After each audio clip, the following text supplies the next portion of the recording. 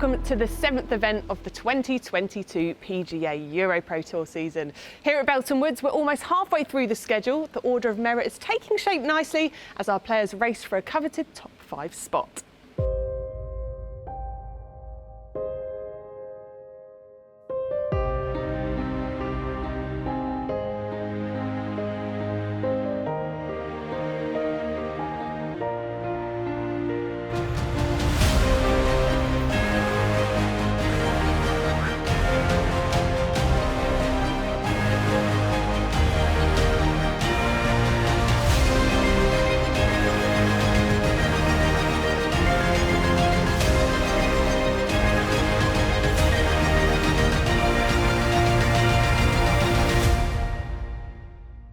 The CPG Classic is the next big stepping stone. 54 holes played over 3 days with a field of more than 150 players. We'll be seeing the best of the action in the final round, and here's what's coming up over the next couple of hours. This particular tournament is teaming up with Blind Golf. The tour has linked up with the English and Welsh bodies who promote the sport.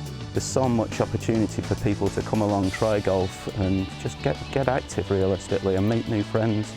We catch up with Pavan Sagoo, who shot a final round of 63 to claim the PDC Championship. After winning or playing well, your expectations rise, and I think that can kind of hinder some people. Simon Dyson catches up with the leading contenders as they prepare for the final round here at Belton Woods. I was flying out Monday, playing 18 holes Monday, Tuesday, and you're nearly, tired before you even start. So, and of course, we'll bring you the very best of the action from the final round. We're, of course, at the beautiful Belton Woods. Hotter at the start of the week. It's a little bit windier now. How's the course playing out there? I know you two have been around it. Dry and fast, isn't it? Firm and really fast. fast, yeah. I mean, it's one of those courses that is, it plays quite short with how firm it's playing, but you have to find the fairways. If you're missing the fairways, then it's harder to control the shots into the greens. But if you're on the fairways, then it's a lot easier. The greens are quite receptive, but very scoreable if you get it in place off the tee. It's gonna be an interesting finish. They've moved 15 up, so the guys have got a chance to drive that green. 18 is tricky, that pin's not easy. Yeah, that's a tough one. That is a certain fairway to find. And I had a go at hitting the fairway blindfolded, and yeah, it's not easy even with that. No, I missed it. So. OK, well, let's talk about last week at A-Bridge. Pavan Sagoo, what a performance from him. Oh, he was amazing. He looked in control, so calm at every stage. I said to the guys, if we were to get his whoop on, his heart rate was just, yeah, it was amazing, really good. What players would you say you're watching out after the back of that tournament leading into this one? For me this week, McElroy is the one to watch. He's played really consistent golf all year. He's not won, but he's 8th in the order of merit, and a win today will take him top of that order of merit, so he's the one to watch for me. What about you, Rach?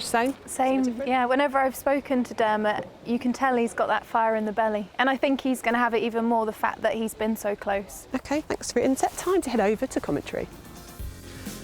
Thanks, Gabby. Well, the 6 tournament winners so far this season are the current top 6 in the order of merit. Ryan Brookes still out in front. Pavan Sagoo soaring to second after that breakthrough win. Dermot McElroy, who was mentioned there, is currently at number 8. And in a season dominated by first-time winners, could we see a particularly young breakthrough champion today? Greg DL opened with a stunning 62, and 69 on day 2 was enough to hold on to the lead. The Scot now one clear of Welshman James Fraser and Dermot McElroy.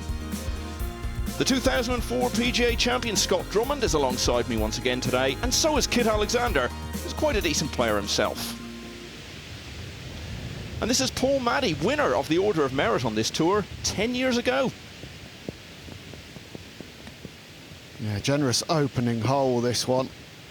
Oh, and he got that one to dance for him. So a great opportunity to open up with the simplest of birdies, you would think, for Paul Maddy. And just behind him there, the final group getting ready to start out in search of this title. Back to the green and Ben Hutchinson. Yeah, short birdie putt here, just over 3 feet. Pretty flat green. Yeah, well done. Very good stroke to start his round. Yeah, always nice to have a generous opening hole, I think. It is, and let's take a look at it. Par 5, 508 yards. This ditch and hedges just narrows in at 300 mark. Long hitters may try and skirt it through there, but best to stay short, just over 200 yards from short of the ditch there into this par 5 green. As you can see, not a lot of trouble around there. A couple of big bunkers. If you can miss those, pretty generous green, pretty flat, great birdie opportunity. May even see some eagles. This is the Welshman, James Fraser. He's put himself in very good position, just one off the lead after his second round 65. A perennial contender, really. Fraser, he's been inside the top 20 of the order of merit on 4 occasions, but that went in with some force there, and a lot of sand come up. Looks like they're very soft in the warm weather.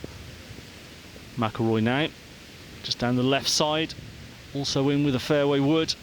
Playing quite long today with this breeze, and bouncing it through the bunker there. What a break that is at the first hole. Did that hop over it from just short? Why do my balls never do that? Now it's the luck of the Irish, perhaps. Never applies to me. Now, Greg DL from Scotland, the overnight leader, looking for his first EuroPro win. Didn't make a great start to this season, but he's been steadily improving since, and today could be a very big day in his fledgling career. Well, a little bit aggressive with that one.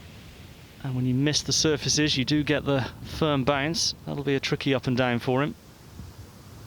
170 yards this second hole. Real mid-iron, you would think, for Hutchinson. It's a nice looking action. Oh, and that would have been just about where he was aiming, just right of the pin. So a really nice start for him. Back to the first, and Fraser. We saw it dive into the bunker with a big puff of sand. Could well be plugged. Big explosion there. Oh, he's judged that beautifully. And one leg in and one leg out by the looks of it for the stance. That's never easy to judge just where you're going to hit it, but just shows there's a little bit of life in these greens there as that just edged away. Looked like you'd have just 2 or 3 feet, but... Yeah, there's a little bit of pace in them, and with the breeze today, they could just burn away from the hole. Now Maddy, opening birdie. What's he got at the second here? Yeah, very good iron shot again. It's a great shirt, that. I've got one of those at home. Best to keep it there, I think. Pavan Sagoo, very much the man in form. Wonderful win at Abridge, and he's kept it going here. In fact, coming into today, his last 4 tournament rounds add up to 26 under, and he's parred the first today. He's a man on fire. Well, he's found the surface. That's a long way away, though. That'll be a tricky 2-putt. So DL, you're really looking to make birdie on this opening hole. So many of the players do, but he's not on the surface in regulation. Oh, and that's got away from him. Yeah, he just didn't get the contact. You could hear it was just a little bit clunky. Topspin on the ball. And as you said earlier, Kit, a bit of pace in these greens, and they will get away from you. Sagoo for his birdie, and as Michael was saying, he's made plenty of them in the last few rounds.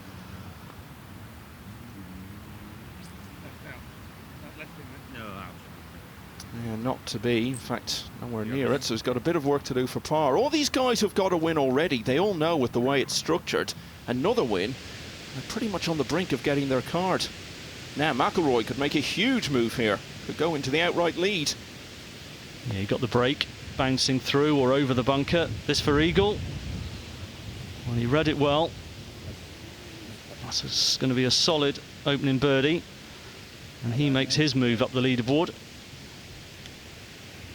So important to take advantage of those good breaks, isn't it? We get plenty of bad ones out on the golf course. Sometimes, as a player, you can almost feel a little bit guilty when you get a good one, but don't ever let that happen. Right, Scott?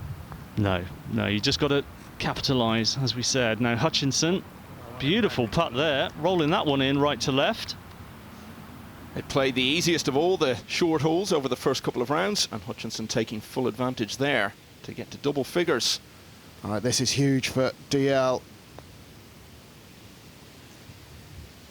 Well, it's going to be a bogey, and on that opening hole, it's going to feel like a double. That is giving up a lot of ground to the chasing pack right out of the gates.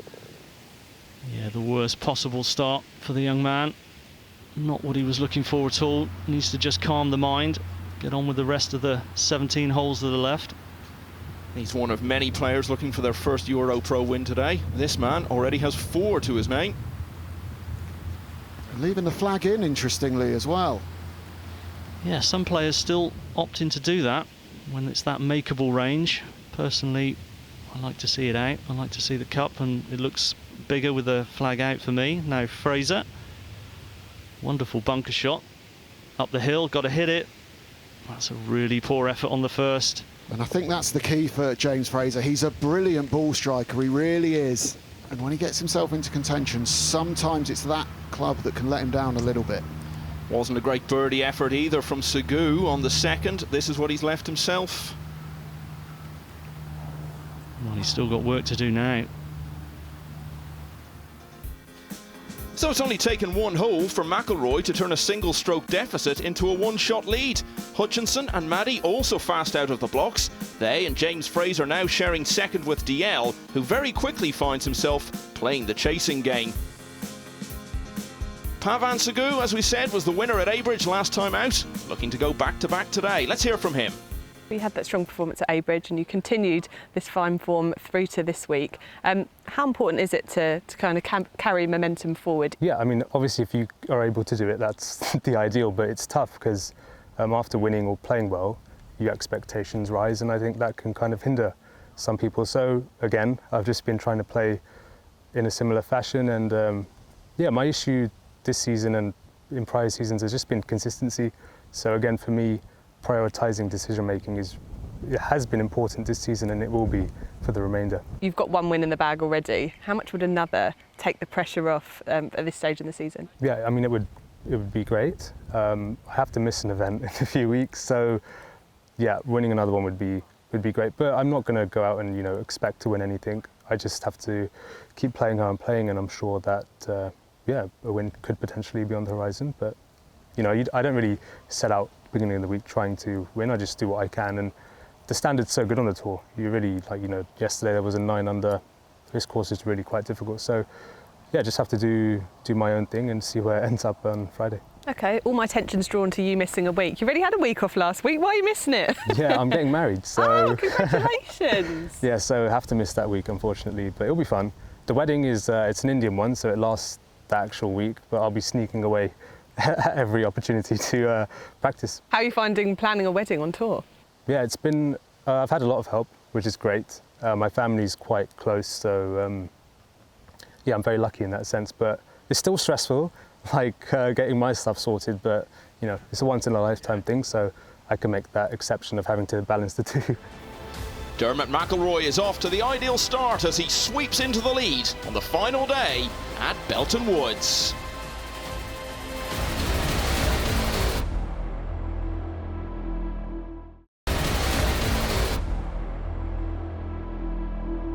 Hello and welcome back to the CPG Classic here at Belton Woods. The tour is working alongside Blind Golf, and they're looking to promote their sport to a wider audience and highlight the challenges they face. Well, I've teamed up with Rachel Drummond to find out a little bit more. Well, this year the EuroPro Tour has been joined by the England and Wales Blind Golf, and I'm delighted to be joined by Andy Guilford and Jason Bastable. Thank you for joining me, gents. Can we start by telling me a little bit more about the charity and just what your involvement is and how it works? Yeah, basically I'm the secretary for the charity and Jason's the captain of the charity. The charity's been running for around 40 years now, and it's basically for people with severe sight loss. But it basically brings people together. That's the biggest thing behind the charity. We can't play without our guides. Our guides are our eyes on the golf course.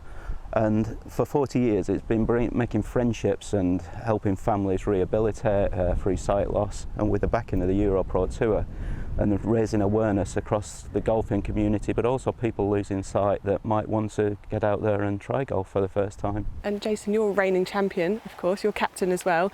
Tell me a little bit more about your story. Well, basically I got registered blind 6 years ago. I got into blind golf through a system called Sight for Surrey that just keeps people active. You try different sports. I took to the golf side of things. And basically for me it's more just like the social side of things, but then I didn't realise what it opens up. It opens up a lot of doors to competitive golf, travelling, meeting different people, building friendships. and it's just a big life filler now. It's fantastic, you know. Tell me a bit more about the competitive side of things too. Well, Jason's currently the reigning world champion, net world champion. He won out in Rome. It's played across the world, so it's played in England and Wales. You've got Scottish blind golf, you've got Irish blind golf.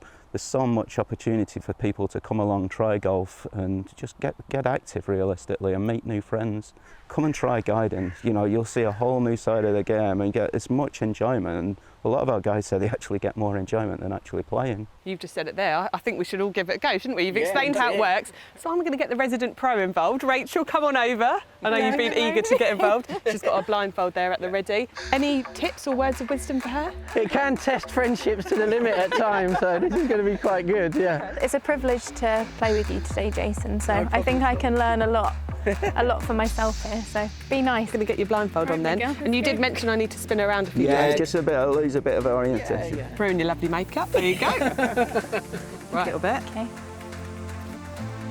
Oh, wow. There you go.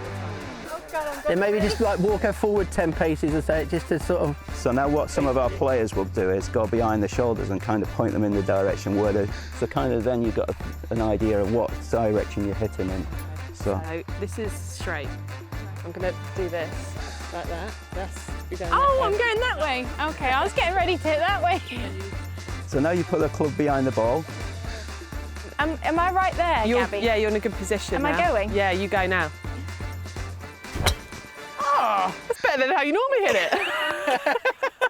Really well done, so use all your senses. Brilliant, you got a round of applause as well. Oh, guys, thank you so much for donating your time as well. Andy, Jason, Rachel, it's been a pleasure to have you here and obviously help promote your game as well. Thank you. Wish you the best of that. Thank you for the tour as well. Thank you. Well, let's catch up then with some more of the early action as an eventful start to this final round continued. And after only parring the long opening hole, James Fraser ran into difficulty with his tee shot at the short second. He would go on to make bogey from there, so it's back to 9 under.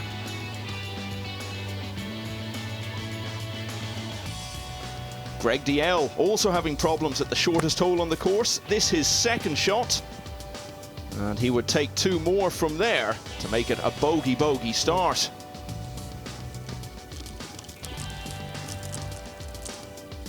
A horrible opening then for the overnight leader, and it got even worse at the third, double bogey here. So DL already 4 over par for the day. All of which leaves him 4 behind Dermot McElroy, who's followed up his opening birdie with 3 pars. Ben Hutchinson and Paul Maddy also still where we left them. And look at Daniel O'Loughlin, 7 under for the day, and Sam Broadhurst, 8 under for his round, both through 16 holes. Paul Maddy here with his approach into the 6th.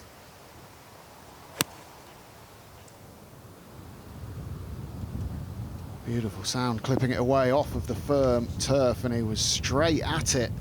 Looks to be really in control of his game early on in this final round.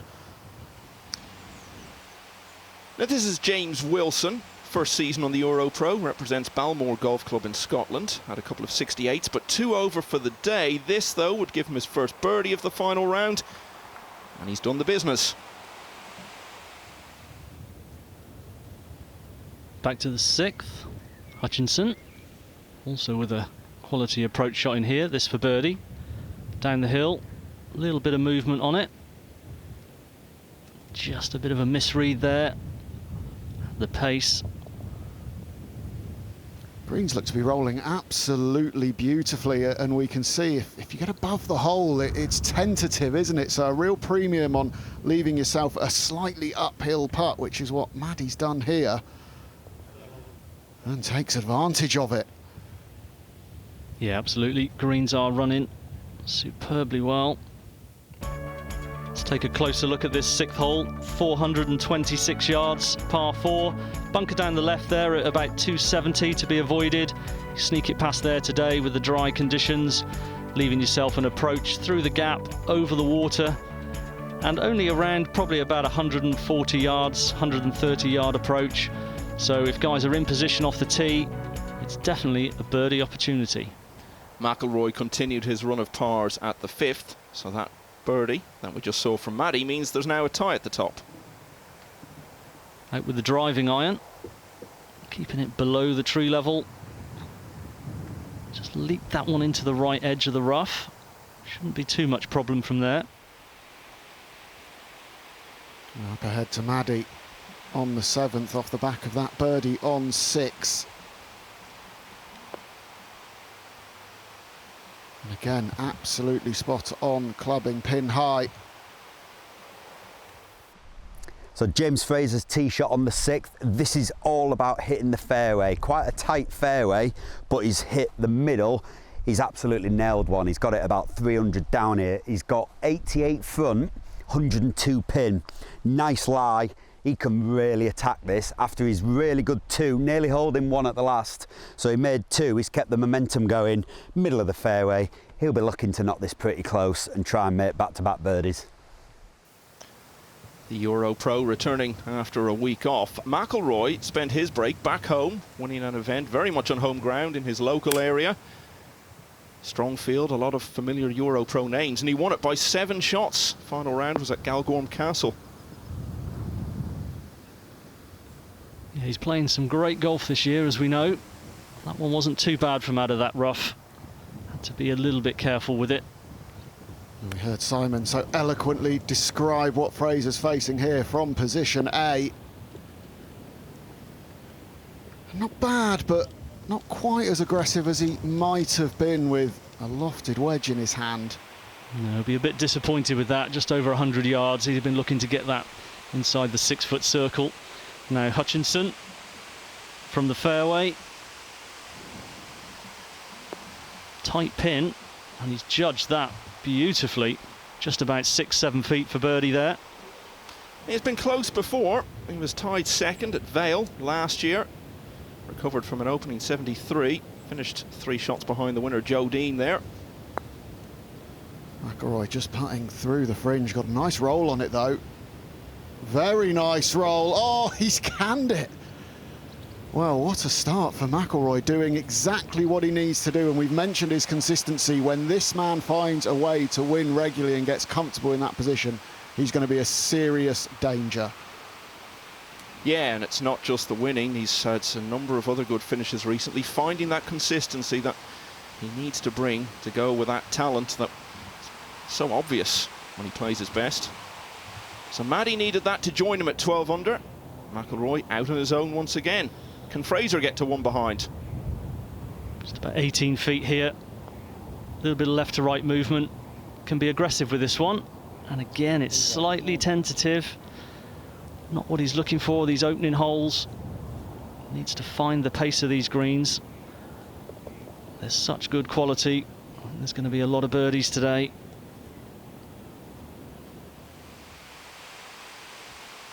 Hutchinson.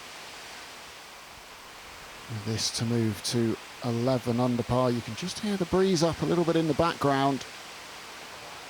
Just catches enough of the right edge, though. He's lurking pretty dangerously. Now we can update you on DL after that awful start, dropping 4 shots in the first 3 holes. He's had a couple of pars and could make his first birdie of the day here at 6. Yeah, that's good to see. Steady the ship. Get a little bit of the confidence back. McElroy responds to being joined at the top then by making birdie at the 6th, and once again leads by a stroke over Hutchinson and Maddy. Sam Broadhurst is now in with a fine 63. Daniel O'Loughlin needs birdie at the last to do the same. Let's take a look at hole number 7, 410-yard par 4. Pretty tight down here with these big trees on both sides, but if you thread it through, 275 off the tee only leaves you 121 to the front of this green. Couple of bunkers there, not really interfering too much, set back away from the edge of the green, and once you're on the surface, reasonably flat again. So all about the premium off the tee, keeping it straight, finding the fairway, and McElroy has just missed it, but not by much. Yeah, we saw him hit an approach on the 6th from out of this kind of rough, and it just released out through the back of the green. Didn't stop him making birdie, but managed to probably get a little bit more grab than he was expecting there.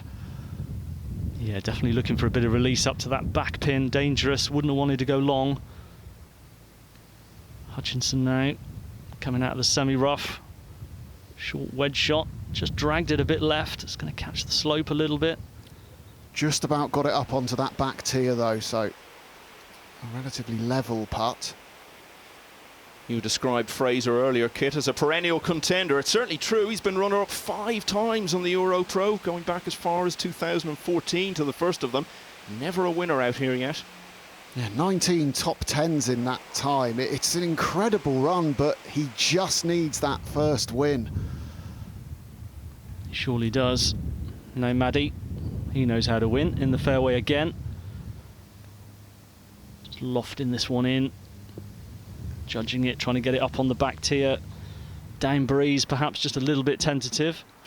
News of Daniel O'Loughlin, 4 birdies in the first 6 for him on the way to being out in 31. A couple more followed on 11 and 12. And I told you he needed birdie on 18 to equal Sam Broadhurst's 63. Well, he has now done that. 6th at Abridge last time out with a total of 10 under par. He may do even better here as McElroy looks to knock in another long birdie putt and take it to 13. Well, this would be something if he can make another one of these. He's given it a chance, though. Incredible. Absolutely incredible. What a start for Dermot McElroy. Well, the smile says it all. He's stolen a couple against the head with some long putts there. He has, and jumping the bunker at the first. It's all going his way so far. Now Hutchinson for birdie, down the hill. Yeah, lovely roll. Going in from all angles. Yeah, as we said, the greens running beautifully, and guys get their eye in. They're going to make a lot of putts today. We've seen a couple of low scores already. Nobody played the par 5s better than Sean Towndrow over the first couple of rounds, but not having things all his own way here at the longest hole on the course. Oh, stay there.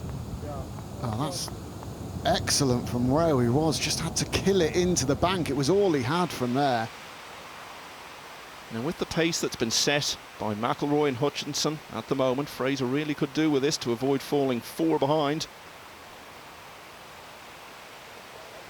Yeah, what a save that is. Out of position.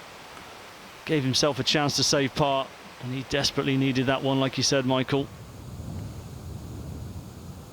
So after that excellent pitch shot, knocking it into the bank, but it's still a lengthy putt for par on a par 5. And a 6 on a par 5 always hurts for the pros, especially when you've been playing them as well as Sean Towndrow has this week. Maddy now for birdie. Quick when it gets to the hole. And breaking away as well. That'll be disappointing. Didn't have much yardage into this green at all. McElroy's looking really good, but with all of his experience and being a previous winner and having been promoted from this tour, Maddy might just be the danger man. For the moment, though, he stays 2 behind McElroy, who's proving a good front runner here. Back-to-back birdies, enough to keep his nose ahead of a rampant Hutchinson. O'Loughlin might still fancy he's got a chance at 10 under, but maybe not likely the way these leaders are playing. Let's go out to Gabby. To mark the very first EuroPro Tour held back 2 decades ago in 2001, I'm joined by Liam Fricker, who's going to basically do a 2001 yard challenge, the cross-country challenge. How are you feeling about it? I'm ready for it. Yeah, I'm ready for the challenge. That's what we need the... There we go. That's what we need the guide down there for. How is tour life treating you? Because it basically probably feels like the first one. No, it's a lot of fun. Travelling around in the van is a lot of fun, adds a bit of spice to things. What is ahead of you next then? What are we doing here? Well, this is the first green. I think I'm going to take it over there. Try and hit about 270 as far as I can hit this thing. I'm not from a family of golf. I've just got into it in the last few years. How did you get into it in the first place? Dad got me my first set of clubs when I was 8. And just watching what Tiger Woods did in the game, just inspired me to keep going. All of that combined has just made me into quite a chilled person. What's happening over here then? I'm just going to take it down the out of bounds line, and I've been told that the hole will camber down. China was fantastic just because the tour itself was run by the PGA, but being at home is special. Like today I was able to have my cousin and my auntie out watching, which was for them, they've never come to watch a golf event, so that was really cool. You couldn't have placed that better. Couldn't Well have. done there. Thank you. You've got your driver in your hand again. I feel like you balance golf and like social and the personal life quite well. Been a pro for 4 years now, and I know how important like off time is. So like last week we had a week off. Brandon came down, we went hiking, we went to the beach, we had a little boogie. We've had it very easy up until now. Yeah. We've gifted it to you basically. This is your 5th. This is going to make or break you. It's a little funky, this one, so Funky. I'm going to have to just fade one up over them trees, I think. Okay. Ooh. It'll be all right. You didn't shout. Got an 8 iron, just going to hit it at the pylon and hope for the best. Okay. Should be on the green, I think. Hole in one on the 11th today. Congratulations. Yeah, I knew it was in, but I just kind of didn't want to jinx it. So I didn't celebrate, it just kind of was like, I think that's gone in, boys. So it's probably not too often in your golfing career that you've got an opportunity for an albatross. An albatross putt, no, it's not very often at all. And I left it short. That's How about okay. that? Well, thank you so much. Thank you. You got a hole in one yesterday and you've done that today.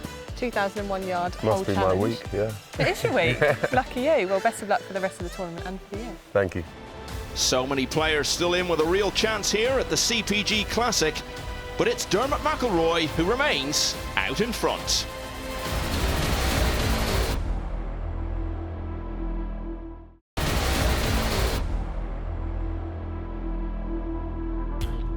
Welcome back to Belton Woods and the final round of the CPG Classic, where Dermot McElroy is well placed for his 2nd EuroPro win.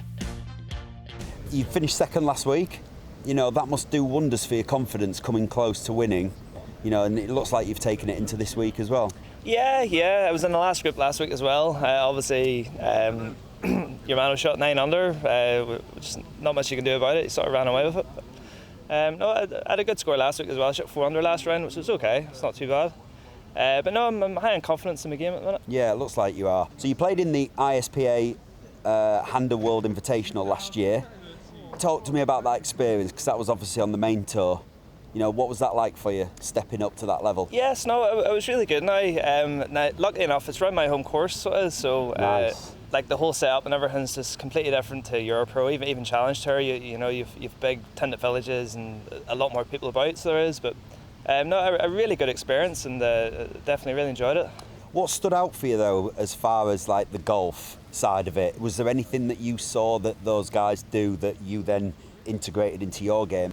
Well, everyone's a really good player in the European Tour. There's no bad players in the European Tour. They're just really good at everything. You know, they're good drivers, good long iron players, good short games, good putters. You know, there's no real weaknesses in any of the games. So you're 8th in the order of merit. You know, you're playing some great golf. Goals-wise, top 5 has to be up there for you. Yes, it is. That's the main goal this year. Finish top 5 and get my Challenge Tour card. Yeah, I mean, a win would take you to the top of the order of merit. Yeah. Do you feel like you're ready to kind of step up now? I was on this 2017 Yeah. and I got a Challenge Tour category through Q School that year. Yeah. So I played Challenge Tour 2018, so I know all the courses in Challenge Tour, what they play. It's the same sort of schedule every year, and I know what to expect on Challenge Tour as well. It's just learning from those experiences, isn't it? You know, you've played that 1 year. I bet you took so much from it. I did, yeah. I noticed quite a lot of guys, because I was flying out Monday, playing 18 holes Monday, Tuesday, and you're nearly, you're tired before you even start. So I think I would take a different approach, because it's full on. It's week in, week out. It is. You know, from Monday to Monday, basically. Not much rest, is there? No, it's all about recovery. Very little rest, not much. Yeah. And it's all about how much time you have to recover for the next week. Yeah. So, shot behind going into today.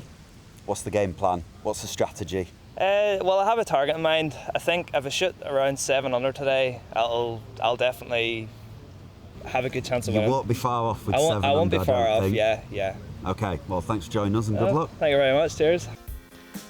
And as he approaches the turn, McElroy remains out in front here. Since we left it, he's parred the 8th to stay 1 clear of Ben Hutchinson, who's completed an outward 9 of 32. Paul Maddy's par at the 9th takes him out in 34, still right in it, 2 behind. Right, final hole of the front nine, 610 yard par 5. It's not playing its distance at all, but you really have to shape the shot to hold the fairway. But you're finding that most guys are landing by this disc. That disc is 368 from the tee, which leaves a 225 shot into the green. But again, downhill, downwind, it's probably playing about 200. But you've got a ditch to the right and short of the green, so you're finding most guys are trying to just, again, feed it in from the left-hand side. But great way to finish off the front nine with a birdie. As we've said, it is the longest hole on the course, and it's been playing this week the hardest of all the par 5s. Premium on getting the tee shot away, even though it's downwind and playing short. There's a ditch and hedges at 300 to be avoided just there. And McElroy's done that beautifully. Look at that one go. That's got to have had 60 or 80 yards of run. Yeah, easily. Easily. Great to see. Fraser looking to follow suit. Perfect example of what you need to do from his playing partner, but that is not going in the right direction. Way down the left. Yeah, and as the search begins for that, let's hear what Dermot McElroy has to say about how his day is going. Right, 3 under through 8. You must be pleased with your start today. Yeah, I'm playing quite solid. Haven't really done much wrong. Driving it well. Myron plays been pretty good. Haven't missed the green yet, so yeah, quite good. There we go. I hope I haven't jinxed you from now, but hot off a win from last week. So you've obviously brought the confidence to the course today. Yeah, no, I've been playing well for quite a while now, so yeah, no, I played well last week, I played well the week before, so no, I'm going to continue on a good form. What do you think it is? I don't know, it's just what I do, isn't it? Yeah, it is. It's just what you do. That's the confidence that we like. Yeah. I remember the last time I spoke with you, you were saying that you'd never been on a holiday without your golf clubs. Now, I know you were going with your girlfriend, but I seem to see her here on the course with you, with the bag. So did you end up doing that without your golf clubs? No, I've actually picked the week off, the first week of August. Okay. So we're going on holiday then. All right, okay. So you were on now. I'm looking forward to it, yeah. With the golf clubs then, or without? Without the golf clubs. Oh, there we go. Okay. Should be pleased to hear. Will you enjoy yourself? Yeah, thank you. Cheers. Thank you. See you later. Meanwhile, Fraser's ball is gone, so he's now reviewing his options and what to do next, basically, with one of the tournament officials, Ash Weller. Yeah, looks like it's going to be a drop under penalty. No Towndrow. Short 10th. This for a birdie 3. Little left to right movement in it. Has he read it? Oh, only just grabbed enough of the right edge. Well done. If McElroy does win today, it'll be a very different experience to his previous win on this circuit at Luton Hoo, almost a year ago now, when he posted that 64 and then had a nervous wait of about half an hour or so, leading from the front today. Well, leading with a plum. It's just going to fall off the edge of the green, but he's going to have a nice little chip off of an upslope for the eagle. Yeah, that was a wonderful long iron in there. Very, very unlucky. Now Fraser taken his drop. Can he find the green in regulation with this long iron? Well, it doesn't look like he likes it, and again it's down the left-hand side and some way short of the green as well. More from Paul Maddy. Clearly a man blessed with lots of natural talent. He got down to a 3 handicap before he'd ever even had a lesson. Natural ability. Playing a lot of golf, I guess. He won't be too happy with that one. It's not his finest approach with a wedge. And Ben Hutchinson qualified for the Open Championship last year, missed the cut at Royal St George's, but perhaps taking some inspiration. This event at Belton Woods going on at exactly the same time as the 150th Open, and just a little bit bold with the club selection there. Yeah, he had a good second round at Sandwich last year. He's started with a 77, but recovered with a 72. Nowhere near making the cut, but at least went away with good memories. Fraser now. Well, that was very close. Needs to hang on. Going to have a slightly awkward one there to save par. Towndrow on the 11th tee, 191 yards. A couple of bunkers guarding one front left, one front right.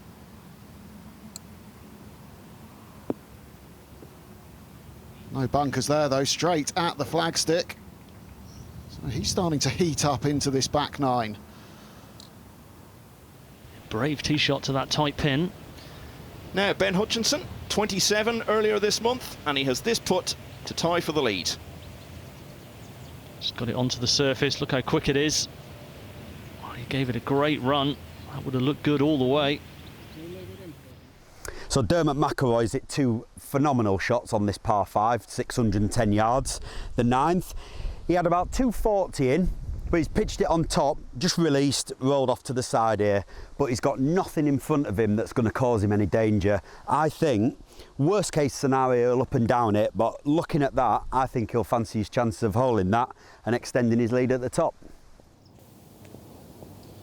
This 9th hole actually played over par over the first couple of rounds. Not too often you see that for any par 5.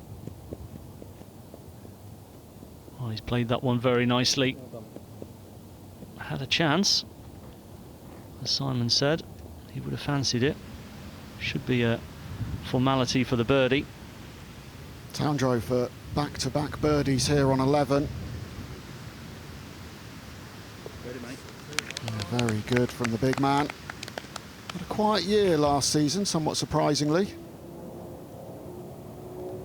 Back to the 9th and Fraser.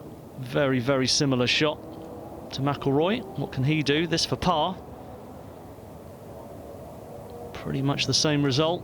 It's going to be a drop shot. We are with Paul Maddy's ball here on the 10th green. He's 2 under through 9.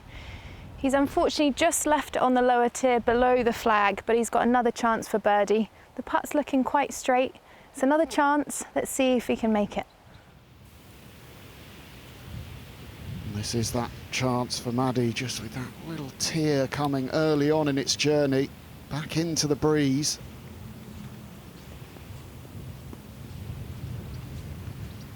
And he knew he never gave it enough. Greg DL continuing the process of trying to repair all that early damage. Well, that gets him out in 38, a long way from what he would have hoped for starting the day in the lead, but better than it looked like it might have been.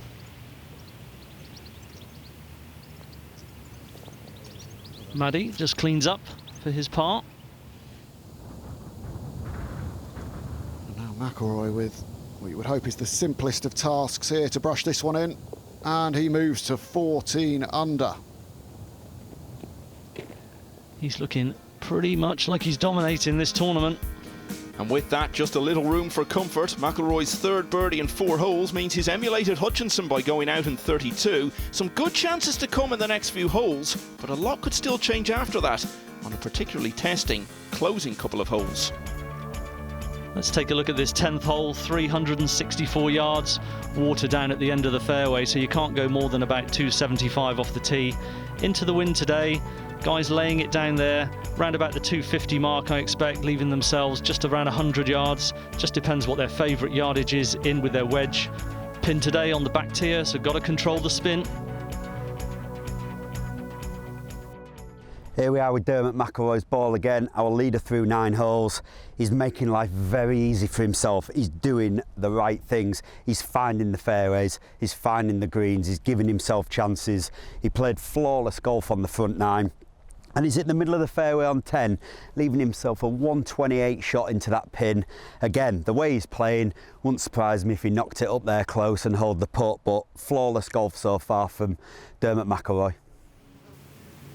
He's had that tendency over the last number of years to just throw in one bad round and ruin his chances along the way, but he seems to be curing that at the moment. He was the only player to shoot all 3 rounds in the 60s at Abridge. He did the same in that event at Northern Ireland last week that he won.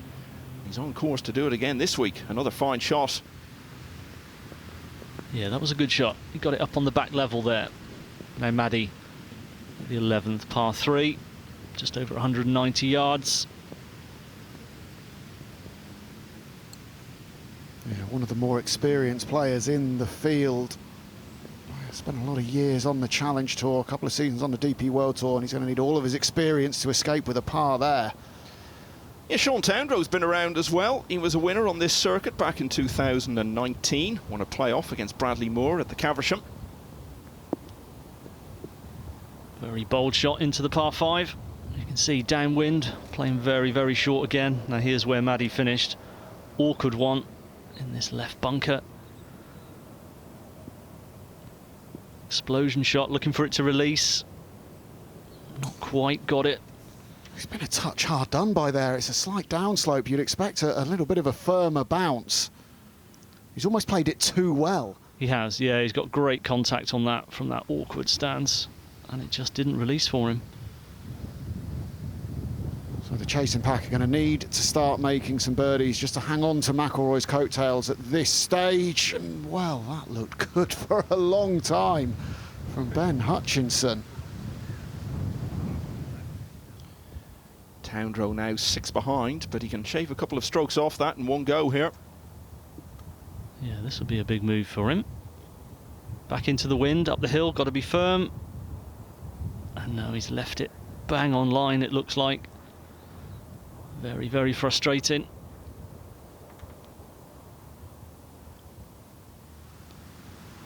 Maddy's been solid today, hasn't dropped a shot yet, but in real danger of doing so here at 11.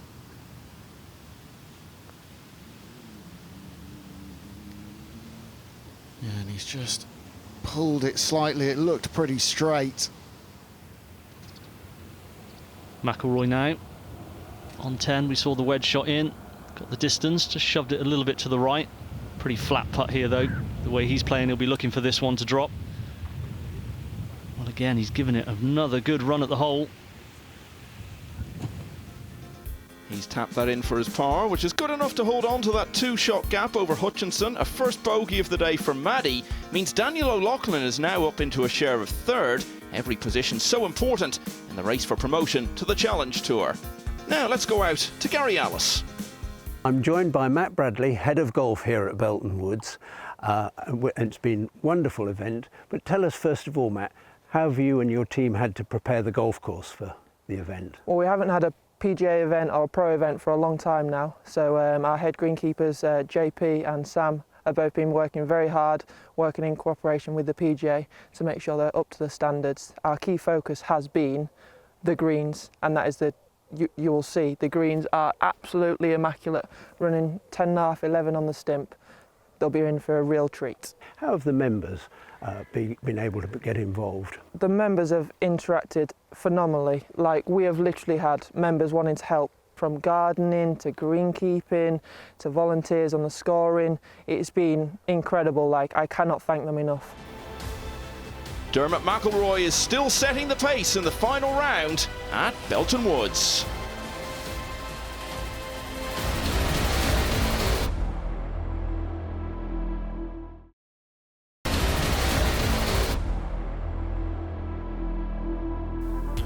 Welcome back to the PGA EuroPro Tour, where Paul Maddy, Order of Merit winner 10 years ago, is chasing victory at Belton Woods.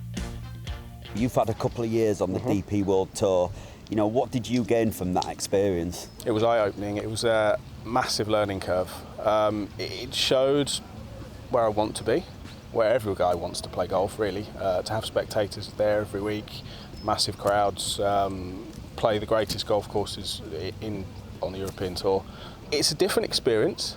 It's one where you really need to control your emotions and get yourself in the zone, which can only help when you're playing other events, and especially EuroPro, when on the final day, you know, to keep yourself focused. I think that's a good thing. I was going to say, you've played all 3 levels, EuroPro, Challenge Tour and Main Tour. So what aspects from the Main Tour do you try and bring to this level?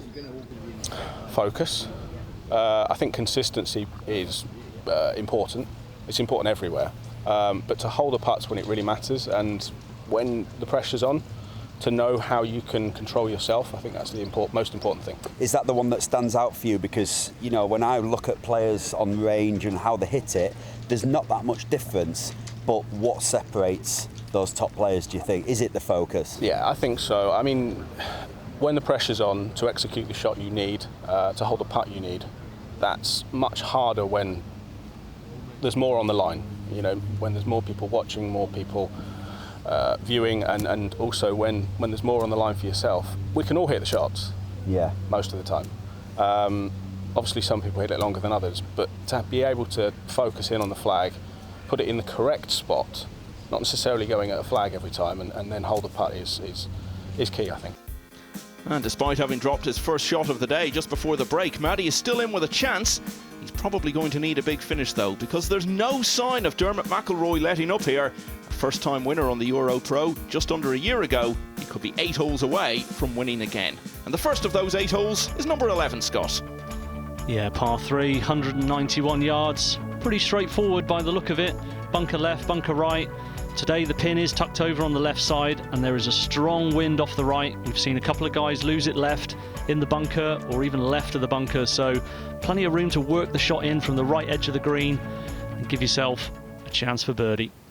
Leon Fricker went one better on this hole earlier in the week. He had a hole in one. Fricker, who we saw earlier, having a bit of fun. McElroy's tee shot is on its way to this 11th. And doing exactly as described, working it in from right to left, hitting the fat part of the green, and a man very much in control of his game. Must be so hard for DL to deal with. Started the day with high hopes, he was in the lead, and just got off to an awful start, and really any chance of winning probably gone now, so just got to hold himself together. And he's lost that one left, and that leaves a treacherous up and down for par. Not much room to work with at all. This is the 12th hole, a really scoreable par 5, 521 yards long. You've really got to hug the left-hand side, just passing that bunker. You get it past the 297, which is the end of the bunker. You're left with about 210 in, but your second shot's over water, and the pin is only 10 yards on today. So hitting this fairway is key to getting it as close to making your eagle and a certain birdie, but a very scoreable par 5 on this back 9. It was interesting getting Maddy's thoughts earlier when he was chatting with Simon about his experiences and what was then still known as the European Tour. And he had some good days out there, had a top 5 finish in the South African Open, won by Andy Sullivan 7 years ago. 18 of 42 cuts made on the DP World Tour for Paul Maddy, so he has proven he can compete at that level. And he has split the fairway here.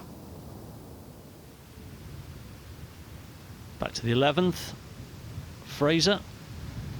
Just got to work this in off the right edge of the green, as we've said. Looks to have started it out there on the right. Feeding it back in. Has he overdone it? Well, only by a fraction. It's not been the greatest of starts for him on the front 9, but if he can take any consolation and positives, he's 7 under for the back 9 this week, James Fraser, so it's where he's picked up the majority of his shots. Yeah, plenty of opportunities. As we see Tandro at 13, middle of the fairway, short iron in. Another one of those opportunities we're talking about. He's just got a bit aggressive with that one, and that's going to be awkward on the downslope. But you can see the chasing pack now really starting to fire at the flags. They know they've got to chase down Dermot McElroy. He's not going to come back to him, and Sagoo in a bit of trouble on the 12th. Well, this is high tariff. Trying to get it out of there. I think he's done it. He's not sure. Oh, giving the right wrist a little bit of a shake there as well. Hopefully he's not done any damage. An awful time to get an injury just when he's playing the best golf of his life over the last few weeks. He's found a lot more consistency this season. DL now from this left side. What can he do to conjure something up? That was very, very close to being excellent there. Just another yard. We are here on the 12th hole. Ben Hutchinson has found the fairway. This hole, it is extremely important to do so. They're downwind, and this green where that flag is, they're going to have to want to just go middle of green. It's a tough one to get close to today, but the fact he's on the fairway, he's going to give himself a good chance. So it doesn't look like Sagoo did any serious damage to his wrist. A wonderful win at Abridge. Didn't come out of the blue, you know. He's clearly got a huge amount of talent, and this is the first time this season that he's really shown it. He'd had a couple of very good performances already this year prior to that. Now it's all about building on it, but hasn't been the day he was hoping for so far. Not really in contention to go back-to-back. Well, like McElroy, you mentioned earlier, it's stringing the 3 rounds together, and Sagoo's always had the low 1 or 2 in the locker. It's putting a full week together as we see Maddy now attacking the green with his second. Coming down the breeze, what a shot that is. Not a lot of room to work with, and if you're short, you're back in the drink. That's an excellent shot. Eagle opportunity for Maddy. Yeah, Ben Hutchinson, another player who can be very up and down. At an opening 66 at Cumberwell Park, followed it with a 79 to miss the cut, so he's got that tendency as well to throw in a big number along the way. But having a fine week here. A popular spot just long of that green into there, erring away from the water, and now Fraser looking to ignite something here on the back nine. The putter hasn't been working for him. Can... Oh no. Well, I was trying to give him the big build-up, and... Yeah, he just gave it the little deceleration there and just fudged it. It was an awkward one, but he won't be happy with that. Now can Hutchinson make a better fist of it? Bare lie. Looks like he sclaffed that one a little bit as well. It's working its way down, but no, disappointment from the middle of the fairway on the short par 5. Making a meal of it. McElroy for his birdie on the par 3 11th. Been rolling the rock really nicely today. Another one burns the edge. He can't believe that didn't drop, I think. But he's got to take heart from the fact that some have dropped and everyone he's giving a chance, and eventually they'll start dropping again if he putts with this quality. Yeah, he's playing great golf, giving himself lots of chances. Not really seen the golf we normally expect from Sean Towndrow so far this season. Did have a good week at Studley Wood, finished in a share of 6th, but a couple of missed cuts to follow that. Back on track this week. And that was nicely played. He made that look pretty easy, and it wasn't. And Sagoo, of course, this is 4th shot, having found that trouble off the tee. Oh, he's played that aggressively, played it well. Oh, and he's holed it. So from out of the bushes down the right to in the hole in just 4 shots, a brilliant birdie for Sagoo. Yeah, that was remarkable, wasn't it? We were concerned he may have injured himself playing out of the long grass. DL has managed to keep the bogeys off the card since that terrible start he made, dropping 4 shots on the first 3 holes, but he's got work to do to keep that run going here, and it just evades him. It's a big learning experience for him, though. A young man early in his career, first taste of being in contention in the final group. Hutchinson, power lip out. And a disappointing par on this par 5 from where he was off the tee. That could be a huge moment in the race for this title. That would have got him back to only 1 behind. Fraser now. Duffed the little chip. Can he salvage it with a good putt? Be aggressive, get it there. Yes, he has. Just fell in the front door. What a save that is. Well, it was efficient, wasn't it? Didn't use any extra energy. And after that absolutely sensational approach, Maddy to leap to 12 under par. Yeah, superb, isn't it? 3 great shots. Walks away with the eagle. A huge move then from Maddy as he takes full advantage of what's been playing as the easiest hole on the course. His deficit now halved and he moves alongside Hutchinson, for whom getting nothing out of the 12th is a significant setback. Let's hear what Paul Maddy has to say about it all. Paul Maddy, 3 under through 12, fantastic eagle. Can you tell us about your approach shot there? I had 163 to the pin and it was just a comfortable 9-iron. Little gap wedge. Downwind. Oh, I wish it was gap wedge. I'm not that long, but that was a nice bounce back after the bogey on the par 3. It was great. And the putt, was it pretty straightforward? I read it both ways. Yeah. One from behind the hole and one from in front of the hole, and just went with the middle of the 2 and hit it straight. There you go. It's blustery out here now, slightly different to the first 2 days. Have you adjusted your game plan? No, the game plan stayed. Yeah. I'm just trying to hit every fairway and then hopefully hit a wedge close. Yeah. Haven't holed as many as I like on the front 9, so fingers crossed it changes a little for the next 4 or 5 holes. And are you paying attention to leaderboards or head down? Kind of head down. I know what's happening really. It's pretty obvious. I mean, we've got the man with the board walking around. I'm talking to you. Yeah. I don't mind. Just Just enjoy it. Yeah, just enjoy it. I don't mind if I know where I am or vice versa. It's not going to change the way I try and play. So good. Well, stick keep with the going. tactics. You're Thank playing you very great. much. Thank Cheers. you. Thanks, guys. Let's take a look at this 12th hole, 521-yard par 5. We heard it described from Simon Dyson earlier. There's the bunker on the left. Get it past that bunker, 300 yards or so down. Just leaves you about 200 yards to the front. If you can really power a tee shot down, you might have a bit less in. But here's the approach. Over the water, big slope at the front, back in, so you can't be short. Only about 10 paces to work with for the pin today. Guys going for the green, probably aiming to be middle to back of this green to be safe. But here's the tee shot that needs to find the fairway.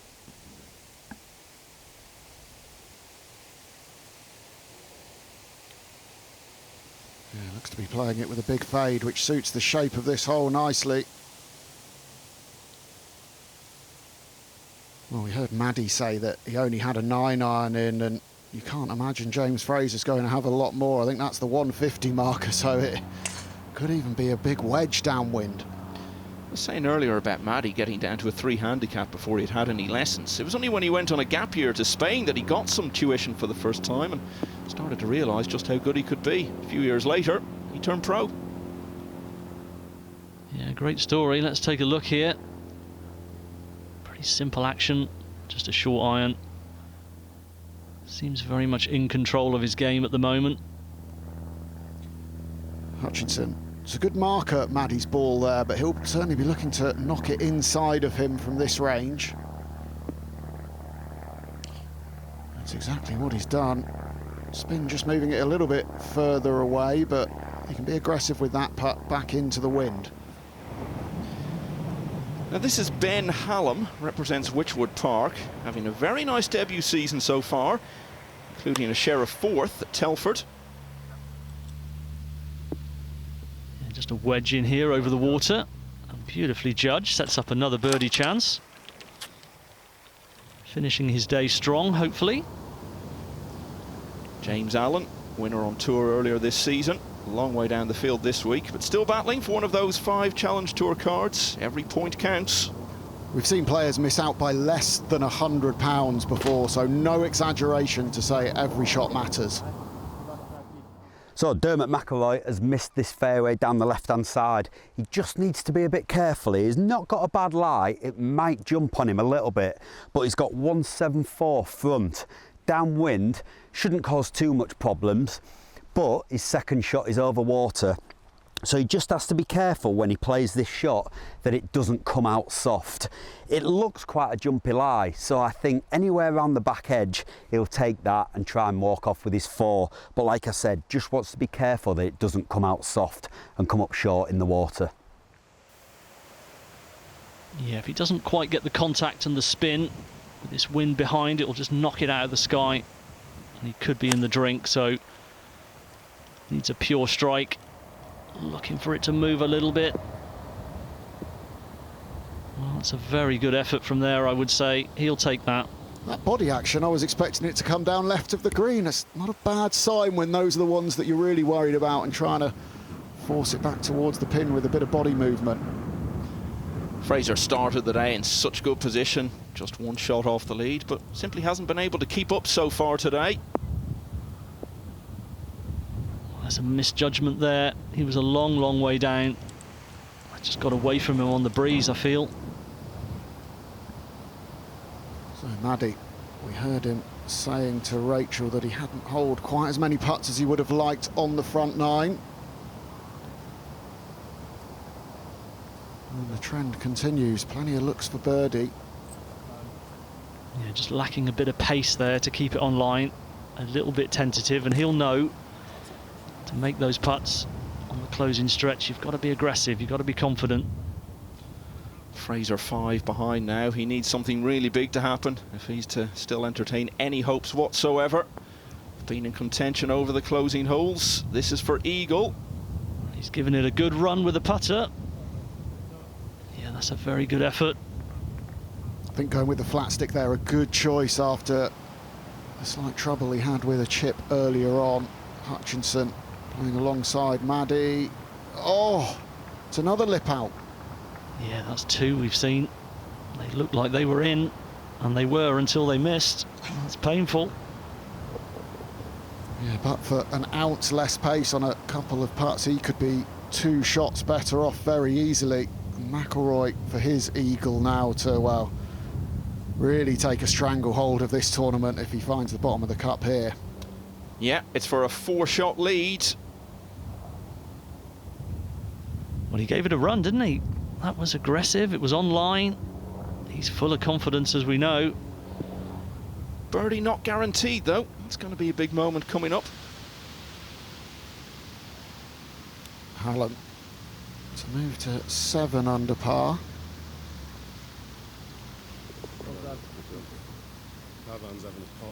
Yeah, and he's 2 under for the day.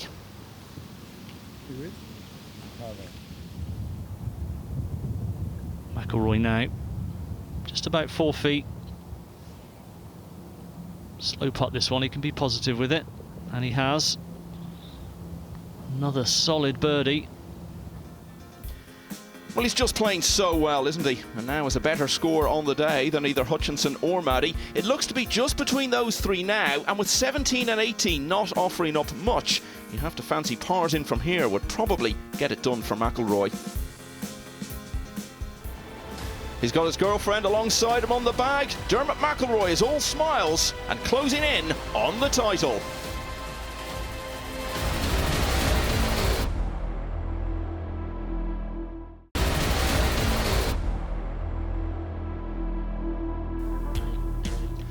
Welcome back to the CPG Classic, supporting England and Wales blind golf as we enjoy the final round action at Belton Woods. Greg DL didn't enjoy it too much early on. The overnight leader dropping 4 shots in the first 3 today. Things have steadied since then. And here on 13, the easiest par 4 on the course over the first 2 rounds, he made birdie to get back to 9 under. The leader now is Dermot McElroy, but bogey on 14 is his first backward move of the day, and it takes him back to 14 under par. The impact of that is limited, though, by neither Hutchinson nor Maddy making any hay at 14 themselves. Pars for both, though, do leave them now just 2 adrift of the Ulsterman as they all embark on the last 4 holes. Now let's take a look at 15. Today the tee is up about 50 yards. It's only playing 275, this par 4. It is over water. If you haven't got the bottle to go for it, you can lay up short there, leave yourself a pitch across the water. But today, guys, probably going to be taking some drivers at this green. No trouble if you can avoid the water. And here is Sagoo. He is out with driver. Yeah, interestingly, when he won at A-Bridge, he said he picked up the birdies by taking a more conservative approach, but he's being aggressive here. Oh, he's nearly pitched it in the hole. What a superb shot. He's got it to stop pretty quickly and hold the green as well. Yeah, that was an incredible shot, wasn't it? Eagle opportunity. Now Towndrow on 16, coming out of the long grass. Got to avoid the trees as well. And he's just about got it onto the front of the green, yep. That's going to be a long, long putt for birdie from there, though. Hutchinson has chosen the safer option off the 15th tee and laid up. Great angle at the pin.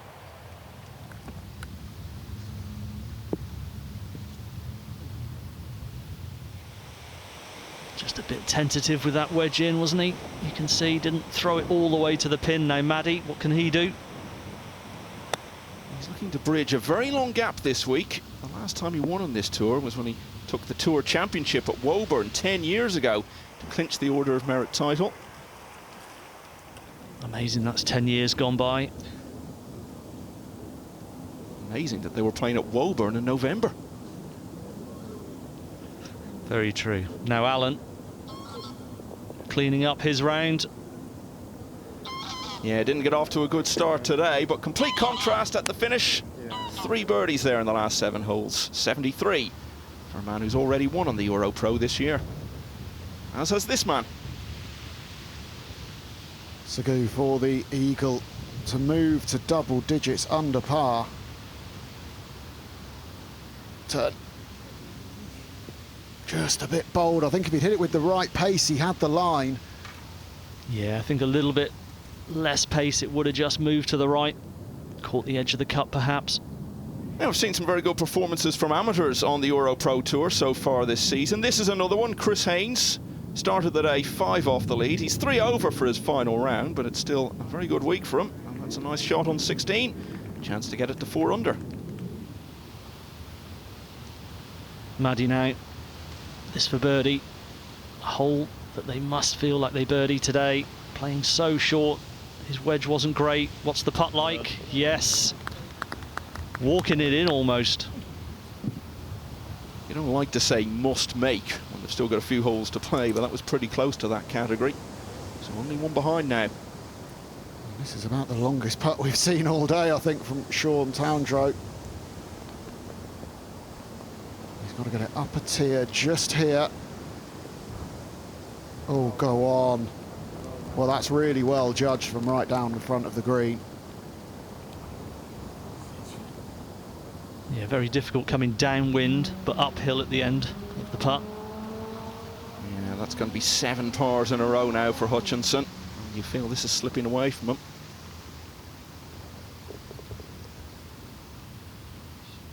Yeah, just had a little jump off the club face there, which took a bit of pace off of it. And now the amateur Haynes again for his birdie on 16.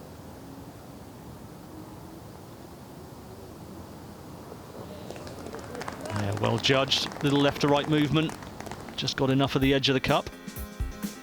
So Paul Maddy has now picked up 3 shots in the last 4 holes. Almost a decade on from his last EuroPro win. He's got his eyes firmly on another. Just one behind this man.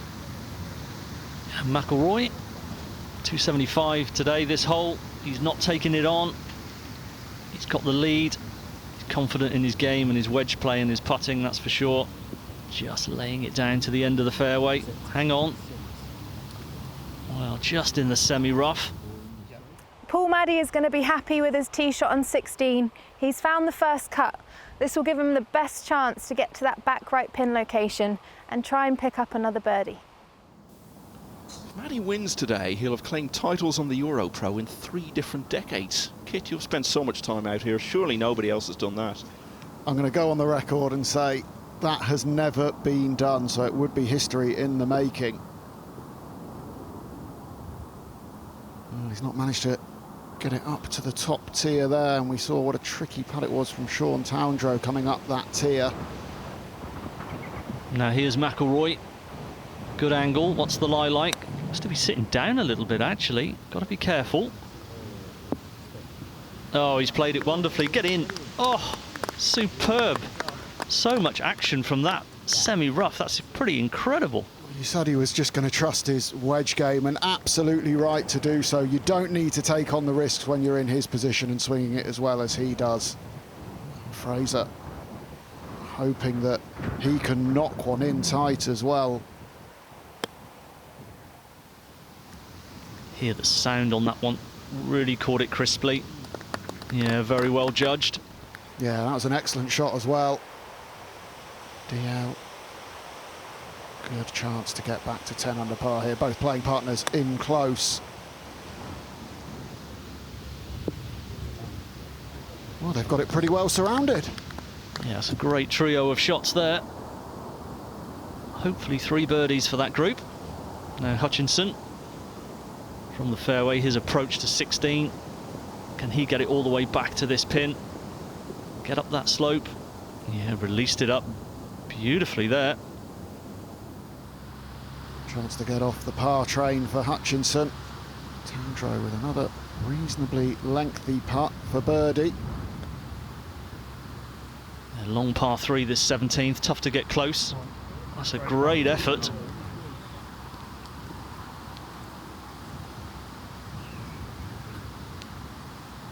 Simplest of tap-ins for his par on this 17th.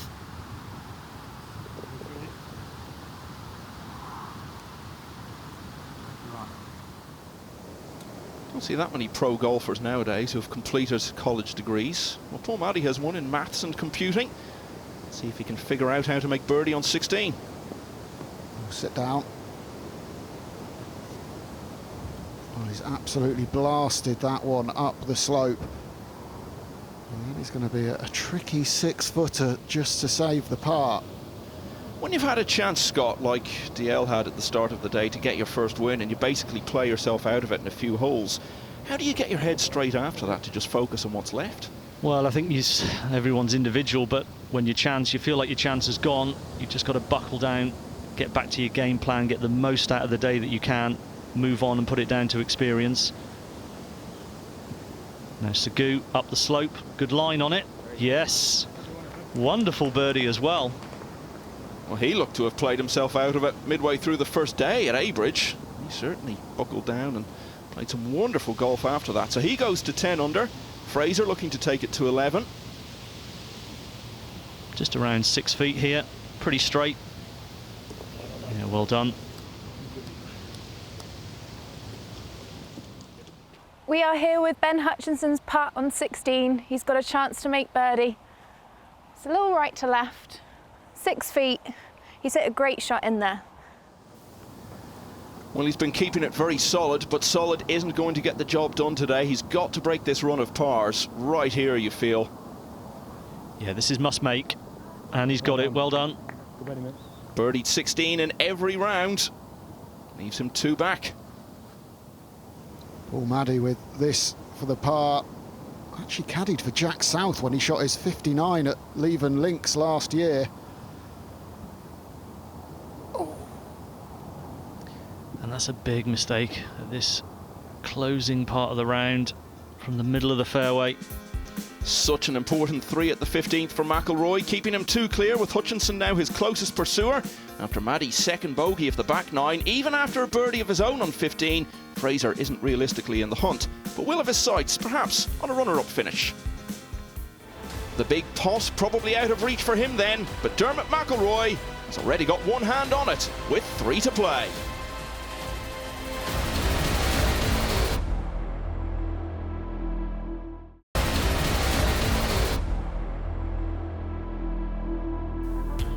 It's the climax of the Cobra Puma Golf Classic at Belton Woods, where Dermot McElroy is perhaps just 3 holes away from a second career win on the PGA EuroPro Tour.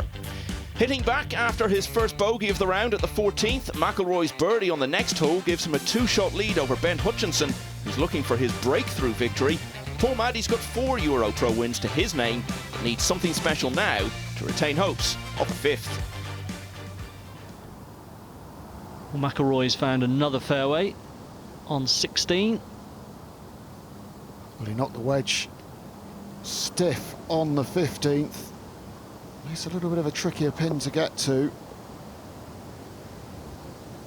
It's a pretty rare wide from him today. Spot on with the clubbing, but over on the left-hand side.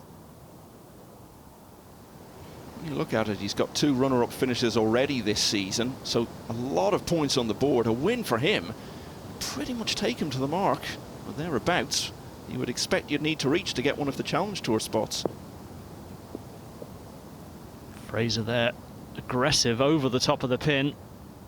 That will be awkward from there. Trying to squeeze something out of it in the last few holes. Now here's Hutchinson. 17, 220-yard par 3. It's not one you'd target for a birdie, is it, at the start of the round, but I think he's going to need one. And that's finished awkwardly against the collar of the fringe there. Maddy probably needs 2 birdies to finish, but he's facing the hardest par 3 on the course, followed by the hardest par 4. Yeah, the opportunities are fading. The bogey on the last was a bit of a killer. That's a good shot in there. An outside chance, you would have to say. Towndrow at the final hole, looking for a closing birdie to post 10 under par.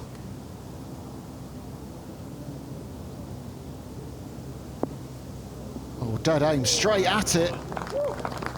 I'm feeling generous, I think we can give him that. I think so. He doesn't miss those. Right, after McElroy's adventures on 14 and then his fantastic bounce-back birdie on 15, this is what he's left with on 16. He's got a putt of about 35, 40 feet, but it's literally straight up the hill. There's a little bit of a tier here, so pace is the most important thing on this putt. A little bit up the slope, flattens out on top. Not much disturbance in this putt though, like I say, pretty straight up the hill. Well, sometimes when the nerves are jangling a little bit, these long range putts are not as easy to get close as they normally are. Let's see what McElroy's got. Yeah, nerves of steel. He's judged that one perfectly. Yeah, anytime you can make the par putt stress-free at this stage of a tournament, it makes all the difference, doesn't it? And he'll just crack on and get that one tidied up. Don't blame him. Another hole safely negotiated for the leader. Fraser now, we saw him over the top of the pin, using the putter again through that dry area. Fairly quick once it gets onto the green, but he just didn't get enough pace on it at the start.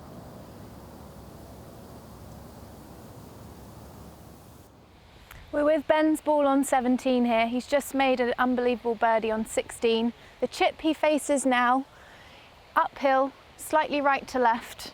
He's got to land it past the first tier and then just let it release up the hill, hopefully getting up and down and giving him a chance to contend against Dermot. Well, he's actually got the flat stick out. He's obviously not fancying the chip. Feels he can get it closer with this. Possibly just because the ball's up against the collar as well makes it that bit trickier. He's made a pretty decent fist of that. Well, another look at the amateur Chris Haynes. He's a member here at Belton Woods. They arranged a place for him in the tournament, and he's taking full advantage of that opportunity and his local knowledge to have a really good week. It looks as though he's going to finish it with a nice par on 18. Nice for the members to be able to support a local lad in the tournament. Huge putt for Paul Maddy. Really has to find the bottom of the cup and get to 13 under. Go. Oh, and just a little tentative again. I mean, they are so quick that when you get one uphill back into the breeze, it can be difficult to get it all the way there, as Haynes tidies up on 18. Yeah, he might just have been entertaining dreams of getting into contention for the title at the start of the day. Fell right down the field with 4 drop shots in the first 11. A belated first birdie on 14, another a couple of holes later. 73 set to be good enough for a top 20 placing for him. Sagoo now on 17 as well. He'll have learnt a little bit from Maddy's putt, hopefully. Wow. Gave it a good chance. He's never finished inside the top 100 on the order of merit in 3 previous years, so the win and following it with more good form is important for him. Level par for the front 9 wasn't realistically good enough to keep Towndrow in it. Started for home with a hat-trick of birdies, but had to wait until 18 for another. 67 though, set to mean his best result of the season so far.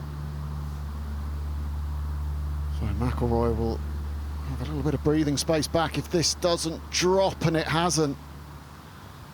No, the closing pack has just not quite kept the pressure up on McElroy. Made it a little bit easier for him. Yeah, and given the way McElroy is playing and the fact that he's already won out here on the EuroPro, it would be really surprising if he didn't see it out from here. This is the 17th, the penultimate hole, really strong par 3, playing 227 today, plays 3 downhill, the wind is out the left, but they've took that pin away back left, so it's really going to be hard to access that pin. A shot to the middle of the green with quite a strong draw will help, or you can just hit it at the pin and let the wind just take it into the middle of the green. But I think it's a really, really strong par 3 with just 2 holes to go. Well, let's see what Fraser can do. Usually a very strong iron player. Trying to work that one in, as Simon said, but it's drifted on him. Oh, that looks like it's in the penalty area.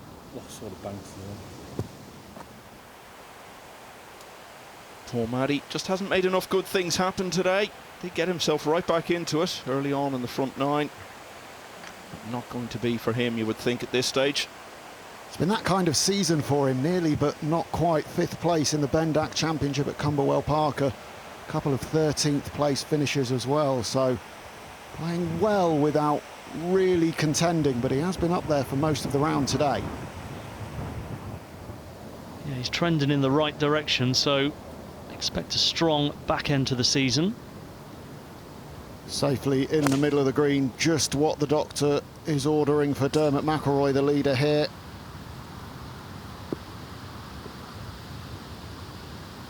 Yeah, taking no chances with going long and leaving an awkward one. Very compact swing, efficient. I spoke to him just before the final round at Abridge, and he was saying that he's just found a little move that enables him to take one side of the golf course out of play. He's feeling a lot more confident with the swing, and the proof is in the pudding right now. And Sagoo with a little bit of work to do around the trees here. He doesn't like it.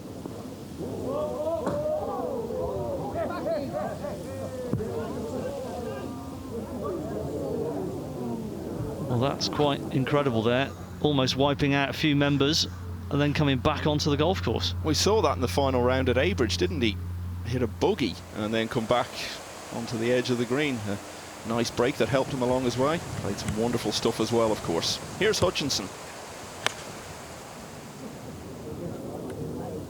Closing birdie could be worth a lot of moolah here for Ben Hutchinson. And that's what he will be faced for it. Poor Maddy alongside him on 12 under. So a little bit of match play between these two potentially here, up 18 for who can get second on their own if McElroy does hold on. That's a quality shot in there. Not easy to get to this back pin today.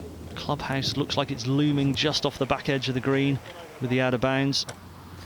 James Fraser looked to have played himself into that race for second, but not so now. Loose tee shot.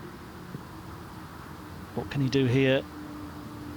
Well, he's got it on the surface, but that's going to be a long, long putt for bogey. Very, very costly at this stage. Yeah, probably takes finishing runner-up or even joint runner-up out of the equation for him. So Sagoo's ball spent a long time out of bounds, managed to find its way back in. He got a little bit of relief away from the fence for his backswing. So somehow he's going to have a chance to save par here on 18. Yeah, it'll almost feel like a travesty if he doesn't make par. Now Hutchinson, birdie attempt to finish, get it up there. Oh, now sit down. Yeah, a little rush of blood there, trying to make that one. McElroy, 3-shot lead, done what he's done all day, just found the putting surface, stress-free golf. 2 putts that, it's got about a 35-footer pretty much straight up the hill, winds out the left a little bit, won't affect it that much, but 2 putt, take it on to 18 with a 3-shot lead. Well, I hope Simon remembers to take his shades out of his back pocket before he sits down, or that could get a little bit expensive. Yeah, I did notice those myself. Now McElroy with that attempt. Beautiful roll once again. 2.5 feet maybe. And Maddy for, in all likelihood, second on his own. Oh, it was right in the jaws. It is tricky coming out of that apron. You're relying on getting a smooth roll.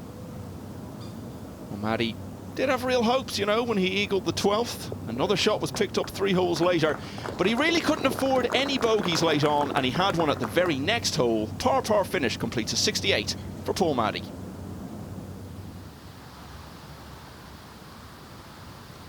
Fraser now having his troubles on 17. This for a bogey 4. Go on then. Valiant attempt. That's likely going to be 2 shots gone.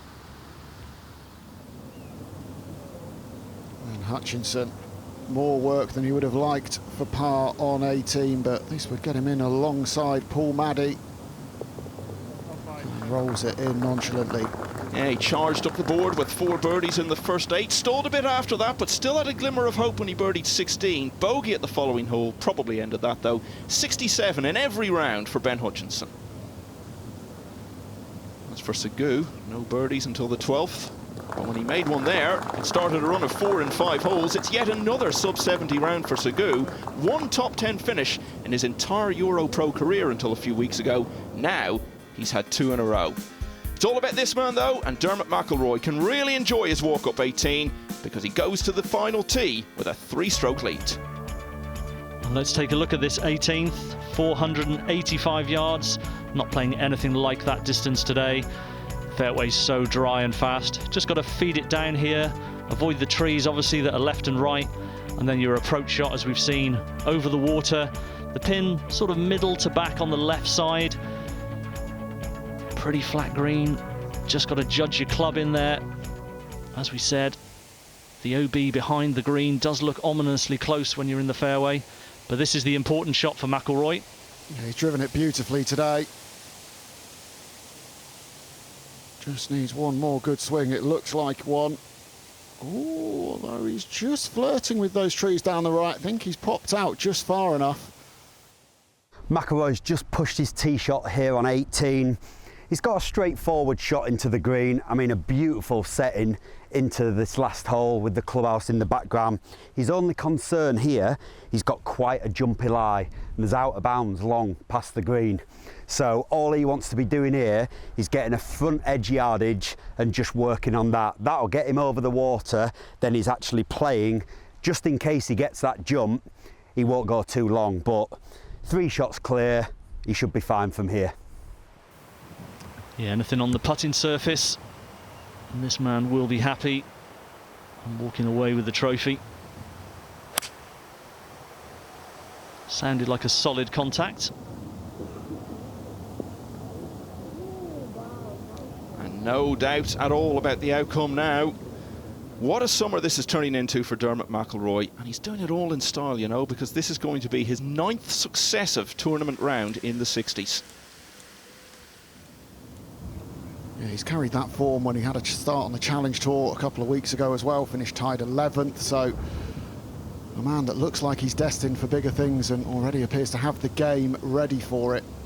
Well, he's going to be 30 next year. It's about time he really started delivering fully on the obvious talent that he's got. He's contended since his very first event on the EuroPro Tour back in 2017. The difference now, he's found the way to win. And for DL, that's something he's searching for, but he will have learned an awful lot from this first experience in the final group and seeing how Dermot McElroy's gone about his business today. Yeah, another very talented young man. He'll be thinking a lot about that wretched start he made today on the journey home, but he did well to put it behind him and play the rest of the course in 3 under. It's a 72 for DL, but he will finish in the top 6 for the 2nd time this season. Fraser now trying to close out with a par. No, it's a bit of a weak putt again. Pretty devastating finish for this young man. Yeah, he never truly got it going today, and 3 shots gone in the last 2 holes will leave a horrible taste. 73 is by far Fraser's highest score of the week. And now, just 1 man left. Just around 3 feet now, McElroy. 11 months on from Luton Who, Dermot McElroy gets win number 2. 66 was the best score of any of the overnight contenders. The man from Ballymena has won the CPG Classic at Belton Woods. And a hug for the caddy, girlfriend on the bag. And he wins by 3 shots over Ben Hutchinson, who's 67, means he matches his best ever EuroPro result by sharing 2nd with Paul Maddy. A wonderful 63 earns Daniel O'Loughlin a tie for 4th with Sean Towndrow, and this morning's leader, Greg DL. Rachel is with our champion. Yeah, no, it's great. I've nearly basically secured my Challenge Tour card. Going by last year, it was like 23 and a half or something like that, so that's me on 23 now, so yeah. Congrats, big celebrations. Yeah, and definitely. You won the week before this. What did that do for your confidence? Yeah, again, I was on the Clutch Pro Tour. I won by 7 shots. Again, I played really good, really tough conditions.